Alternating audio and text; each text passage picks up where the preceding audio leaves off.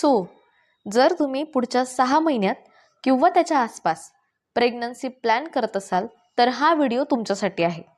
मी तुम्हाला काही टिप्स आणि ट्रिक्स सांगणार आहे की ज्या तुम्ही फॉलो करायला हव्यात एक हेल्दियर प्रेग्नन्सी राहण्यासाठी. Number 1, track your periods. तुम्ही काही पिरियड्स ट्रॅकिंग ॲपचा यूज करू शकतात किंवा साधं सरळ सोपं तुम्ही कॅलेंडरवरती सुद्धा तुमच्या पिरियड्सची डेट मार्क करून ठेवू शकतात. कारण तुम्हाला तुमची पिरियड्सची डेट कन्फर्म माहिती हवी, सो दॅट तुमचे गायनेकॉलॉजिस्टसुद्धा तुम्हाला सेफ प्रेग्नन्सी कन्सिव्हबद्दल गायडन्स करतील आणि तुमचे प्रेग्नेंट होण्यासाठीचे चान्सेस वाढतील. Number 2, consult your gynaecologist. It's a very important tip. Pregnancy plan करण्याअगोदर तुमच्या गायनेकॉलॉजिस्टचं ओपिनियन घेणं हे सर्वात जास्त गरजेचं आहे. त्यामुळे ते तुम्हाला सांगू शकतील की तुम्ही सद्यस्थितीमध्ये प्रेग्नन्सी कॅरी करण्यासाठी सक्षम आहात की नाही. तुम्हाला काही लाईफस्टाईल चेंजेस करण्याची आवश्यकता आहे का, काही रुटीन चेकअप करायचे, काही ब्लड टेस्टची आवश्यकता आहे की नाही फॉर हेल्दियर प्रेग्नन्सी, याबद्दल तुम्हाला गायनेकॉलॉजिस्ट चांगलं मार्गदर्शन करू शकतील. Number 3, know your genetic history. हे सगळ्यात महत्त्वाचं आहे की तुम्हाला तुमच्या आणि तुमच्या पार्टनरच्या घरातील फॅमिली जेनेटिक हिस्ट्रीबद्दल माहिती हवी.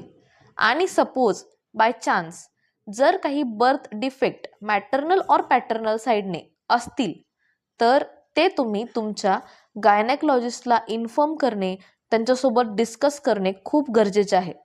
सो दॅट ते तुम्हाला काही जेनेटिक काउन्सिलर सजेस्ट करतील, रेफर करतील, ज्यामुळे तुमच्या बाळाच्या बाबतीत होणारे जे बर्थ डिफेक्ट आहेत त्याचे चान्सेस कमी करता येतील.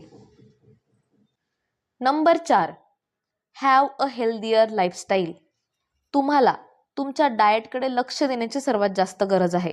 दररोज ॲटलिस्ट 15 मिनिट तरी एक्सरसाइज करण्याची गरज आहे. मेडिटेशनसुद्धा करण्याची गरज आहे. डेली एक्सरसाइज केल्यामुळे तुम्ही एक चांगलं वेट कॅरी करू शकतात.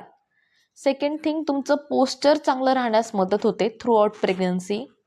आणि तिसरी गोष्ट, जर तुम्ही मेडिटेशन पूर्ण प्रेग्नन्सीमध्ये करत असाल तर बऱ्याचदा डिलिव्हरी झाल्यानंतर जे पोस्टपार्टम डिप्रेशन फेस करावं लागतं त्यातून बाहेर पडण्यासाठी किंवा ते होऊच नये म्हणून सुद्धा मेडिटेशन खूप हेल्प करतं.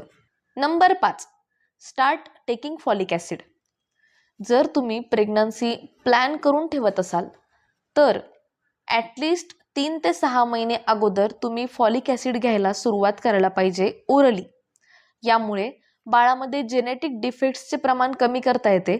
बाळाच्या ब्रेन डेव्हलपमेंटमध्ये फॉलिक ॲसिडचा सगळ्यात इम्पॉर्टंट रोल आहे. बऱ्याच माता ॲनेमिक असतात, हिमोग्लोबिन कमी असते, म्हणून फॉलिक ॲसिड लवकर घ्यायला सुरुवात करावी, ज्यामुळे बेबी जन्माच्या वेळेसच हेल्दियर असेल. शिवाय डिलेव्हरीच्या प्रोसेसमध्ये जो ब्लड लॉस होतो त्याचा फार जास्त परिणाम शरीरावरती होणार नाही. म्हणून फॉलिक ॲसिड हे 3 ते 6 महिने अगोदर आणि पूर्ण थ्रू आउट प्रेग्नन्सी घ्यायला हवं. Number 6, stop consuming substance that affect the pregnancy. जसं की चहा, कॉफीमधून जाणारं caffeine, alcohol, cigarette smoking, junk food, काही मेडिकेशन्स असतील तर ते फक्त गायनेकॉलॉजिस्टच्या सल्ल्यानेच कंटिन्यू करावेत. नंबर 7, पंचकर्म.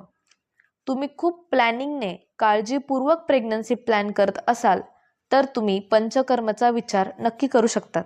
स्पेशली ज्या फिमेल्समध्ये इरेग्युलर पिरियड्स आहेत, ओव्ह्युलेशन सायकल रेग्युलेट होण्यासाठी आपण पंचकर्मचा नक्कीच फायदा घेऊ शकतो.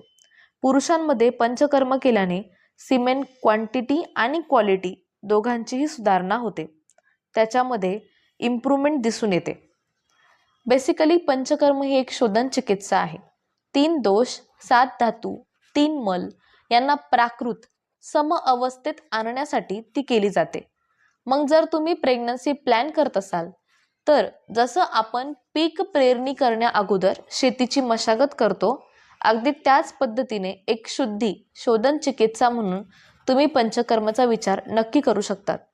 तुमच्या मेडिकल कंडिशननुसार तुम्ही तुमच्या गायनेकॉलॉजिस्टचं ओपिनियन घेऊ शकतात आणि एखाद्या सर्टिफाईड आयुर्वेदाचार्याकडून पंचकर्मही करून घेऊ शकतात. धन्यवाद.